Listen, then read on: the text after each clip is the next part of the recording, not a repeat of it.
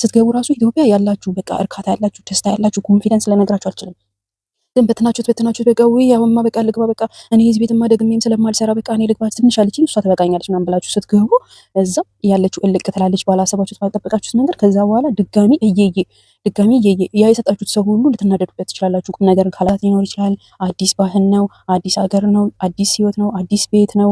በቃ ምን ብዬ ልንገራችሁ፣ ኃላፊነት የምትወስዱት ሙሉ ስራ ሊሆን ይችላል። ጽዳት፣ ምግብ መስራት፣ ልጆች መጠበቅ ምናምን። ሰላም አለይኩም እንዴት ናችሁ? እኔ ደህና ነኝ ያለው።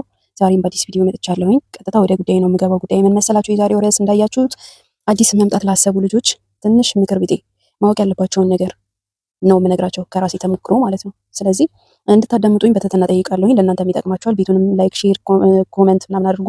የምትፈልጉትን ነገር ማስቀመጥ ትችላላችሁ ኮሜንት ላይ። ሰብስክራይብ ደግሞ እያደረጋችሁ ቤተሰብ እንሆን። እሺ የመጀመሪያው ገና ከኢትዮጵያ ሳትወጡ ውላችሁን ከመፈረማችሁ በፊት ማለትም የ2 ዓመት ኮንትራት ምን በተመለከተ እንደሆነ ጠቅላላ ወረቀቱ ላይ ያለውን ነገር ውላችሁን በደንብ ማየት ይኖርባችኋል፣ ማንበብ ይኖርባችኋል። ምን ይጠብቅብኛል፣ ምንድነው ግዴታዬ፣ ምንድነው መብቴ የሚለውን ነገር ለማወቅ ይረዳችኋል። እንደ ድሮ ዝም ብሎ መምጣት የለባችሁም እንደ በፊት ልጆች ማለት ነው። አሁን ላይ ብዙ ነገር ትንሽም ቢሆን ከበፊቱ የተሻሻለ ነገር ስላለ በደንብ ማለት ነው ውላችሁን ኮንትራታችሁን እዛ ላይ ወረቀቱ ላይ ውሉ ላይ ከመፈራረማችሁ በፊት እርግጠኛ ሆኑ እዩ እዛ ላይ ማለት ነው። ያልገባችሁ ነገር ካለ ወይም የጎደለ ነገር ካለ መጠየቅ ትችላላችሁ። እዛ ጋር መጠየቅ ስለምትችሉ ማለት ነው። ገና ከኢትዮጵያ ሳትወጡ ቢሮ ሲያስፈርሟችሁ ከመፈረማችሁ በፊት መጀመሪያ እርግጠኛ ሆኑ። እሺ ደሞዛችሁ ሊሆን ይችላል፣ እረፍት ካለ ሊሆን ይችላል። ደሞዛችሁ ስንት እንደሆነ ራሱ እዛ ጋር ማየት አለባችሁ። እዚህ መታችሁ እንደ አዲስ መከራከር እንዳይጠበቅባችሁ ማለት ነው። እዛ የተናገራችሁና እዚህ ቢሮ የተነገራችሁ ተመሳሳይ መሆን ስላለበት ስለዚህ እዛ ጋር ነው ሁሉ ነገር ጨራርሳችሁ ተነጋግራችሁ ውላችሁን ፈርማችሁ መምጣት ያለባችሁ። ስለዚህ ምን ልላችሁ ነው፣ ከመፈረማችሁ በፊት መጀመሪያ በደንብ አንብቡና እርግጠኛ ሆኑና ከዛ በኋላ ነው የምትፈርሙት ልላችሁ ፈልጌ ነው። እንቀጥላለን። ሁለተኛው ምን መሰላችሁ፣ እዛ ጣጣችሁን ጨራርሳችሁ እዚህ ቢሮ መታችሁ ጣጣችሁን ጨራርሳችሁ ከዛ ቤት ለስራ ከገባችሁ በኋላ ማለትም መዳም ቤት ከገባችሁ በኋላ የመጀመሪያችሁ እንደመሆኑ መጠን ትዕግስት መኖር አለበት። በጣም ትዕግስት ማድረግ አለባችሁ ከሚገባው በላይ። ምክንያቱም ለመሰላችሁ የማታውቁት ነገር ብዙ ነገር ስላለ እኔ ላስፈራራችሁ አይደለም፣ ግን ከወዲሁ መጠንከር ስላለባችሁ ነው። ያን ያህል እንደዚህ ከባድ ነገር ሆኖ ሳይሆን ግን ትንንሽ ነገር አንዳንድ ጊዜ እንትን ሊላችሁ ይችላል፣ ሊፈታተናችሁ ወይም ደግሞ ትዕግስት ላይ ሳጣችሁ ይችላል። ስለዚህ ነገሮችን ምን ያህል ለመቋቋም መሞከር እንዳለባችሁ ራሳችሁን ማሳመን አለባችሁ። በቃ ራሳችሁን ማሳመን በትዕግስት ብዙ ነገር መታለፍ ያለበት ነገር አለ ሰው ቤት ስትሰሩ ማለት ነው። በተለይ ደግሞ የመጀመሪያ ስትሆኑ ቋንቋ ለማወቅ አለ፣ የስራ መብዛት ሊኖር ይችላል። አዲስ ባህል ነው፣ አዲስ ሀገር ነው፣ አዲስ ህይወት ነው፣ አዲስ ቤት ነው። በቃ ምን ብዬ ልንገራችሁ፣ ኃላፊነት የምትወስዱት ሙሉ ስራ ሊሆን ይችላል። ጽዳት፣ ምግብ መስራት፣ ልጆች መጠበቅ ምናምን ብዙ ነገር ስላለ ማለት ነው። ስለዚህ ያንን ለመቋቋም እንዲያስችላችሁ ምን መኖር አለበት? ዋናው ነገር ትዕግስት መኖር አለበት። ያችን ጊዜ እስከምታልፉ ድረስ የመጣችሁት ለ2 ዓመት ከሆነ ያችን 2 ዓመት እስከምትጨርሱ ድረስ ግዴታ ትዕግስት መኖር አለበት። በጣም በጣም በጣም ዋና ነገር ነው ይሄ እና ለምሳላችሁ በጥቃቅንና አነስተኛ ነገር የሆነ ራሳችሁን እንዳትጎዱ ጠንክራችሁ ስራችሁን እንድትሰሩ ነገሮችን በደንብ በቃ ማስኬድ እንድትችሉ በቃ በትዕግስት የሆነ ውስጣችሁ የደነደነ መሆን አለበት። ገባችሁ? እንደዛ ነው እና እኔ ከራሴ የተማርኩት ነገር አንድ በጥሩ ሁኔታ ያችን ጊዜ ለማለፍ በደንብ ስራዬን ለማካሄድ ራሴ ሰላም ሆኜ ፈታ ብዬ ስራዬን ለመስራት እንዲያስችለኝ ብዙ የሚፈታተናችሁ ነገር ስላለ ናፍቆት አለ፣ ቋንቋ ለማወቅ አለ፣ የቤተሰብ ናፍቆት አለ፣ እንደነገርኳችሁ የልጆች ሊሆን ይችላል። በቃ ምን ብዬ ልንገራችሁ፣ ብዙ ነገር ይደራረብባችሁና እንትን ሊላችሁ ይችላል፣ የሆነ ሊጎዳችሁ ይችላል። ስለዚህ ዋናው ነገር ትዕግስት ነው። እሺ ትዕግስት ማድረግ መቻል አለባችሁ። ሶስተኛው ገንዘብ መቆጠብ። ገንዘባችሁን በደንብ አድርጋችሁ መያዝ አለባችሁ። የላባችሁን፣ የለፋችሁበትን፣ የደከማችሁበትን ገንዘብ እንደዚህ እንደዋዛ መጥፋት የለበትም። ገና ስትመጡ አላማችሁ ያው የታወቀ ነው። ሀገራችን ላይ ስንሆን እንደዚህ ያደርጋለሁ እዛ ሄጄ እዚህ ያህል ጊዜ ሰርቼ ከዛ በኋላ ገንዘቤን ይዤ መጥቼ እዚህ እሰራለሁ በሚል ነው አይደለ? ኢትዮጵያ ገብቼ እንደዚህ እሰራለሁ እንዲያደርጋለሁ ምናምን፣ ወይም ደግሞ ቤት ከሆነ ቤት እሰራለሁ የሆነ ነገር በቃ ወይ የሆነ እንትን ካላችሁ ያንን ሸፍናለሁ ምናምን፣ ብቻ ሁሉም የየራሱ ምክንያት አለው። ያንን ነገር ለማድረግ ገንዘብ ያስፈልጋል አይደለ? ገንዘብ ደግሞ ለመስራት እስከመጣችሁ ድረስ ገንዘብ ደግሞ መጥፋት የለበትም፣ መቆጠብ አለበት።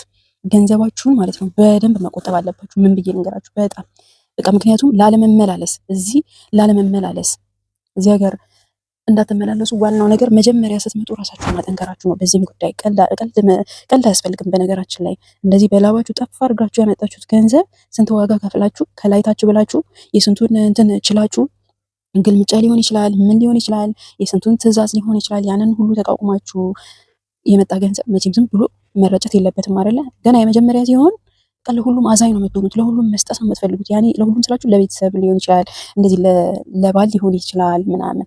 ግን እንደዛ መሆን የለበትም። መስጠት ካለባችሁም ትንሽ ነገር ሰጥታችሁ ብዙ ማስቀመጥ አለባችሁ። ለእነሱ ትንሽ ሰጥታችሁ ብዙ ማስቀመጥ ነው ያለባችሁ። ገብታችኋል ማለት የፈለግኩት እና እሱንም ሁሌ መላክ አያስፈልግም። በቃ እናንተ ሰው ብትሆኑ ይሻላችኋል። ሀገራችሁ ገብታችሁ ሰው ብትሆኑ ይሻላችኋል። በቃ እዚህ ሆናችሁ ብራችሁን ጨርሳችሁ ከዛ በኋላ ደግሞ ኢትዮጵያ ትንሽ ነገር ይዞ ገብቶ በኋላ ከእነሱ ጋርም ችግር ፈጥሮ ምን ብሎ ከመመለስ ድጋሚ መጀመሪያ የመጣችሁበትን ያችን ጊዜ በደንብ አድርጋችሁ አውቃቅታችሁ መቆየት አለባችሁ፣ እንዳትጸጸቱ። በዛ ላይ ደግሞ ወጪም ደግሞ ሊኖር ይችላል። እዚህም በቃ ወይ ወጣ ስትሉ ሊያምራችሁ ይችላል። ወጣት ስትሆኑ ብዙ ነገር አለ፣ ያምራችኋል። ይሄንንም ግዢ ይልሻል፣ ይሄንንም ግዢ ይልሻል። ስልክ ምንም ሁሉ ነገር ይውላችሁ በመጠኑ መሆን አለበት። ስልክም ስትገዙ በመጠኑ። አሁን አንዳንዶች ምን ያደርጋሉ? ዝም ብለው ተነስተው እንደዛ ሰርተው አይፎን ካልያዝኩ ይላሉ። አይፎን 17 ካልያዝኩ ይላሉ። አይፎን የምትገዙ ተመጣጣኝ የሆነ መግዛት አለባችሁ። ግዴታ አይፎን 17 መግዛት የለባችሁም። 5000 ድርሃም አውጥታችሁ የ5 ወር ደሞዝ አፈሳችሁ አይደል እንዴ?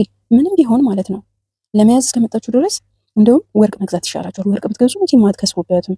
ስለዚህ በቃ ካለ አቅም መወጣጠር አያስፈልግም። ገንዘብና ገንዘባችሁን ቆጠር አድርጋችሁ ያዙና ስትገቡ ራሱ ኢትዮጵያ ያላችሁ በቃ እርካታ ያላችሁ ደስታ ያላችሁ ኮንፊደንስ ለነግራችሁ አልችልም። ግን በትናችሁት በቃ ውይ አሁንማ በቃ ልግባ በቃ እኔ እዚህ ቤትማ ደግሜም ስለማልሰራ በቃ እኔ ልግባ ትንሽ አለችኝ እሷ ትበቃኛለች ምናምን ብላችሁ ስትገቡ እዛ ያለችው እልቅ ትላለች ባላሰባችሁት ባልጠበቃችሁት መንገድ። ከዛ በኋላ ድጋሚ እየየ ያ የሰጣችሁት ሰው ሁሉ ልትናደዱበት ትችላላችሁ፣ ቁም ነገር ካላያችሁበት ማለት ነው። ስለዚህ ያ ሁሉ ከመሆኑ በፊት ከዛ ይልቅ መጣችሁ አይደለ፣ ስራችሁን ሰራችሁ አይደለ፣ ገንዘብ አገኛችሁ።